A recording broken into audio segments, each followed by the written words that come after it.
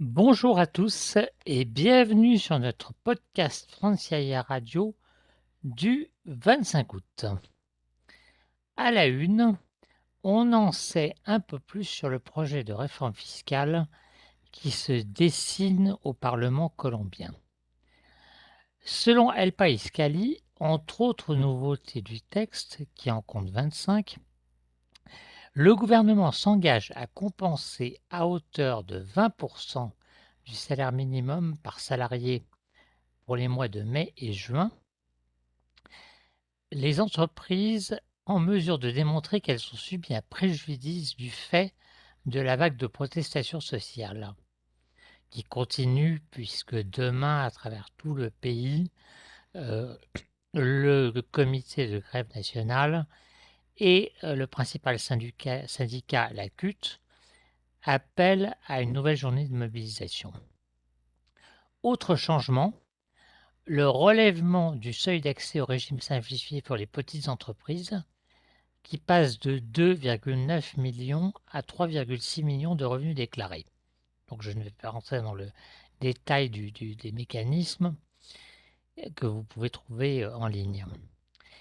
Il n'y aura donc pas d'impôt allégé à 24% pour les petites sociétés, comme le réclamait une partie du patronat, je vous en parlais hier, mais les pouvoirs publics assurent que la nouvelle mesure bénéficiera à 500 000 d'entre elles et 97% des TPE et petits business.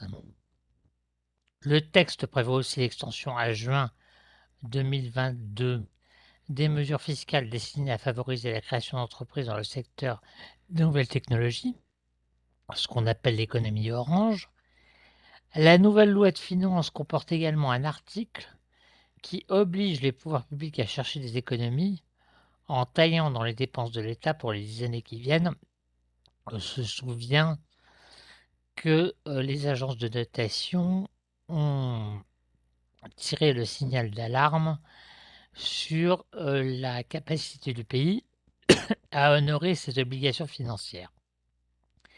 Autre disposition significative, les achats en ligne de moins de 200 $ de biens et services de pays ou blocs avec lesquels la Colombie a signé un accord de libre-échange, comme les États-Unis ou l'Union européenne, seront exemptés de TVA. Également à la une, les premiers résultats de la visite du président Ivan Duque en Corée du Sud, avec la signature d'un protocole d'accord qui encourage la coopération dans le domaine de la création d'entreprises, un des points forts du pays du matin calme. Cette coopération bilatérale vise entre autres à faciliter le transfert de connaissances, la transformation numérique, l'assistance technique pour l'intégration des technologies, l'échange d'expériences et de bonnes pratiques entre écosystèmes, les modèles de financement, les foires et expos. Alors, ça n'est pas tout. Le président Duque a également annoncé la signature d'un autre protocole au terme duquel Séoul facilitera la production en Colombie de vaccins contre le Covid et autres pathologies. On ne connaît pas encore le détail, mais ça portera sur les financements coréens, l'investissement coréen pour la création l'implantation d'une usine de production de vaccins en Colombie même. La partie colombienne en a profité pour dresser un mini-bilan de l'accord de libre-échange avec Séoul, en vigueur depuis 2016, notamment une croissance de 9% par an des exportations de biens non miniers et énergétiques vers la péninsule.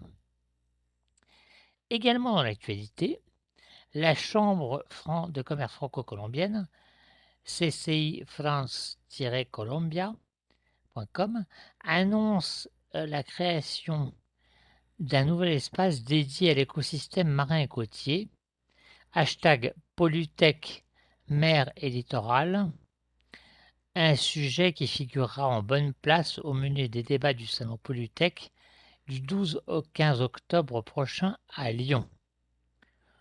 De son côté, Portafolio relève que le ministère de l'économie vient de présenter au Congrès le budget général 2022 du pays, au moins les grandes lignes. Pour la deuxième année consécutive, l'investissement public sera le plus élevé de l'histoire à 62,2 milliards de pesos, assure le Bercy colombien. Voilà en bref notre actu éco et sociale du jour. À bientôt pour d'autres nouvelles sur Franciaia Radio.